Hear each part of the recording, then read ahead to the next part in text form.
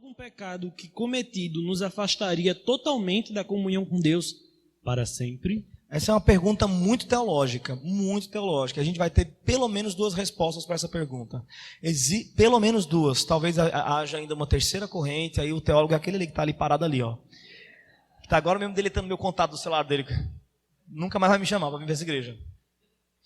Pelo menos duas respostas. A primeira delas vai entender que aquele pecado imperdoável, né, a blasfêmia contra o Espírito Santo, ainda é possível de ser cometido. O pecado de blasfemar contra o Espírito Santo ainda seria, na visão de alguns teóricos, um pecado possível de ser cometido. Para outros teóricos, o pecado da blasfêmia contra o Espírito Santo não é mais possível. Por quê? A blasfêmia contra o Espírito Santo seria um pecado cometido com Jesus em vida. Seria a capacidade de estar caminhando com Jesus, olhando para a obra dele e fazendo como alguns estavam fazendo naquele exato momento onde esse pecado surgiu no discurso, né?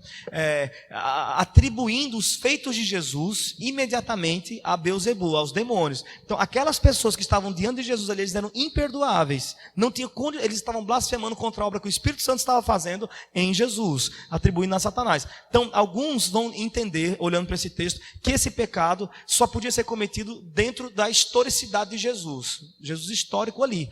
Outros vão dizer que não, que ainda hoje a gente pode olhar para a obra de Jesus, né, atribuir ela a Satanás, aos demônios, e isso seria para nós imperdoável. Eu vou tentar defender um pouquinho a minha bandeira sobre esse assunto. Por quê? Porque veja bem, todos nós um dia, ou a maioria de nós um dia, chegou a verbalizar que Jesus não existiu, sei lá, que Jesus não era lá filho de Deus, ou que Jesus não, que a obra dele não era lá esse negócio de salvação toda. Alguns de nós, talvez aqui, possam testemunhar que passavam na frente da igreja e acerca do evangelho cuspiam no chão, mas foram alcançados pela salvação. Então, meio que se a blasfêmia for simplesmente dizer que a obra de Jesus não é lá tão verdadeira assim, todos nós estamos condenados. Então parece que a questão seria um pouco mais complexa. Ainda assim existem essas duas linhas. Agora, o que eu gostaria de dizer para vocês sobre isso? Talvez você perguntou isso porque cometeu algo que lhe surpreendeu demais. Cometeu um pecado que para você foi o fundo do poço para você mesmo. Você chegou naquele momento e dizia assim, não, aqui agora eu fui longe demais. Eu já fiz tanta coisa, mas dessa vez eu me surpreendi. Eu vou dizer a você, que se você tem consciência do pecado, se você tem consciência do peso que foi cometer o ato que você cometeu, ou pecar da maneira como você pecou, se você tem consciência disso hoje, isso lhe dói, tenha esperança.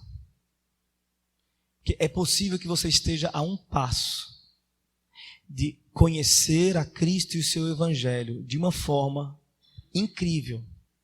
De uma maneira que você nunca antes foi capaz de vê-lo. Porque a quem muito é perdoado, muito ama. Quem pouco é perdoado, pouco ama. Não se aflija demasiadamente. Se aflija se você não tem culpa. Se aflija se você não sentir o peso do pecado que cometeu. Mas se você sente isso e hoje chora, chore até onde tiver de chorar. A alegria vai chegar.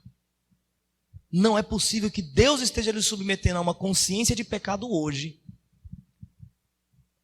E isso não ser para a sua glória, para a sua salvação. Não é possível.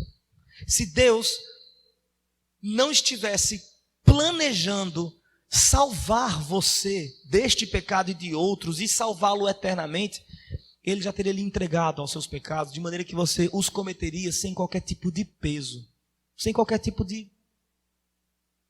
Então, se é o caso, preocupe-se. Mas se você está preocupado, não se desespere completamente.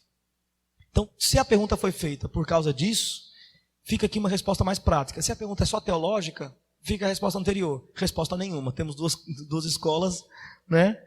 E você precisa conversar com o seu pastor sobre esse assunto, que é bem delicado, mas bem gostoso também de dialogar.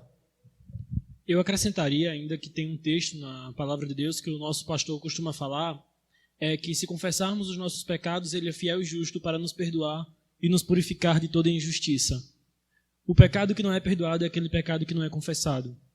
Se nós confessarmos os nossos pecados diante de Deus com sinceridade, com genuíno arrependimento, Ele perdoa.